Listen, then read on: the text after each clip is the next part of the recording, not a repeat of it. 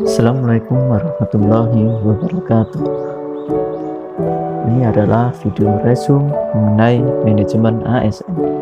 Sebelum membahas materi pada video ini, saya akan memperkenalkan diri terlebih dahulu. Perkenalkan, nama saya Tafta Zaninur Rahim. Saya peserta Latsat CPNS Mahkamah Agung Republik Indonesia gelombang 2 Angkatan 4 yang diselenggarakan oleh Balai Diklat Keagamaan Makassar. Untuk yang pertama, saya akan membahas mengenai manajemen ASN. Dari pengertiannya, yaitu manajemen ASN adalah pengelolaan ASN untuk menghasilkan pegawai ASN yang profesional, memiliki nilai dasar, etika, profesi, bebas dari intervensi politik, dan bersih dari praktik KKN. Kedudukan ASN berdasarkan Undang-Undang Nomor 5 Tahun 2014 ada dua jenis, yaitu yang pertama PNS, yang kedua P3K. PNS atau Pegawai Negeri Sipil merupakan warga negara Indonesia yang memenuhi syarat tertentu yang diangkat sebagai pegawai ASN secara tetap oleh pejabat pembina kepegawaian untuk menduduki jabatan pemerintahan dan memiliki nomor induk pegawai secara nasional. Kemudian jenis yang kedua yaitu P3K atau PPPK, kepanjangan dari pegawai pemerintah dengan perjanjian kerja.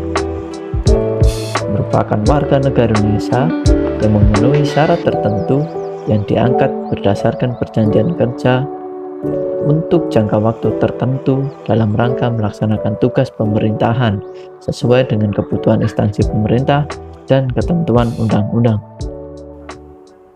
Untuk materi selanjutnya yaitu mengenai fungsi dan tugas.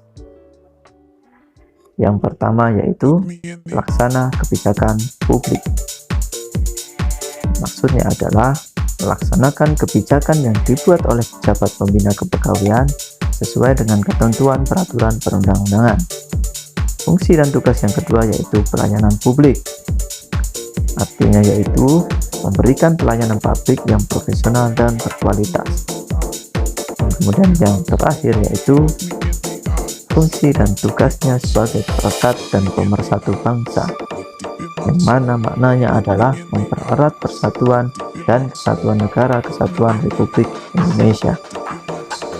Pegawai ASN memiliki kewajiban-kewajiban tertentu, yaitu setia dan taat pada Pancasila, Undang-Undang Dasar Negara Republik Indonesia tahun 1945, dan Negara Kesatuan Republik Indonesia.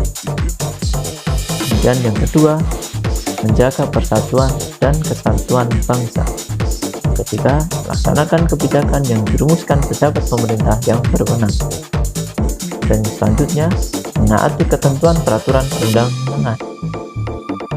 Selanjutnya lagi, melaksanakan tugas kedinasan dengan pengabdian, kejujuran, kesadaran, dan tanggung jawab. Kewajiban yang selanjutnya, menunjukkan integritas dan keteladanan dalam sikap, perilaku, ucapan, dan tindakan kepada setiap orang, baik di dalam maupun di luar kedinasan. Kemudian yang selanjutnya, menyimpan rahasia jabatan dan hanya dapat mengemukakan rahasia tersebut sesuai dengan ketentuan peraturan perundang-undangan. Dan yang terakhir yaitu kewajiban ASN adalah bersedia ditempatkan di seluruh wilayah negara kesatuan Republik Indonesia. Materi selanjutnya yaitu pembahasan mengenai kode etik dan kode perilaku ASN.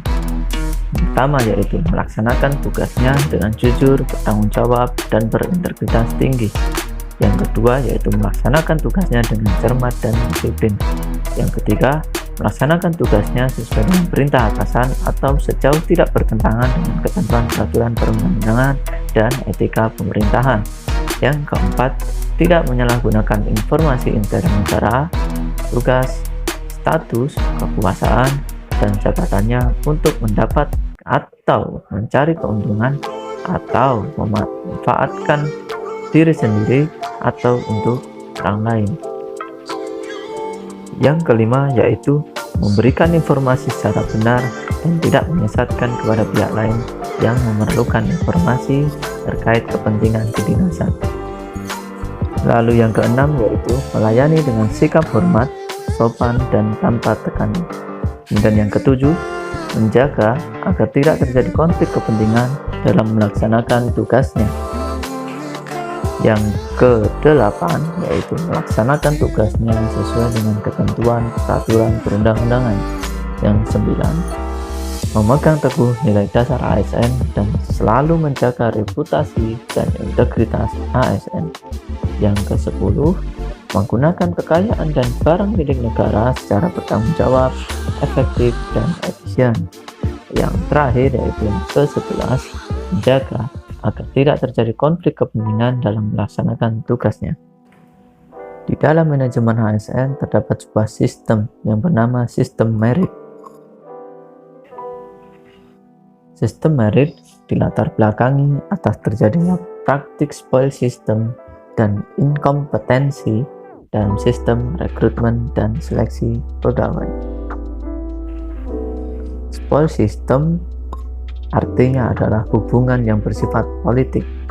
Maksudnya adalah pengangkatan atau penunjukan karyawan atau pegawai yang didasarkan oleh selera pribadi atau berdasarkan kepentingan suatu golongan. Kemudian untuk inkompetensi artinya yaitu tidak kompeten.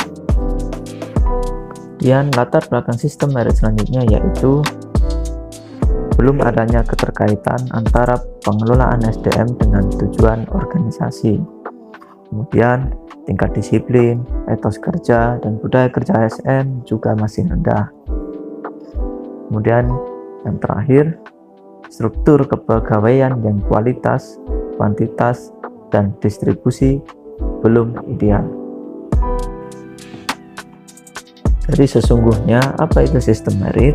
Secara pengertian, pasal 1 Undang-Undang ASN tentang ketentuan umum mendefinisikan sistem merit sebagai kebijakan dan manajemen ASN yang berdasarkan pada kualifikasi, kompetensi, dan kinerja secara adil dan wajar dengan tanpa membedakan latar belakang politik, ras, warna kulit, agama, asal-usul, jenis kelamin, status pernikahan, umur, atau kondisi kecacatan.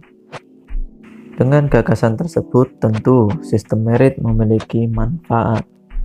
Di antaranya yaitu bagi organisasi, mendukung keberadaan penerapan prinsip akuntabilitas, dapat mengarahkan SDM untuk dapat mempertanggungjawabkan tugas dan fungsinya, instansi pemerintah mendapatkan pegawai yang tepat dan berintegritas untuk mencapai visi dan misinya.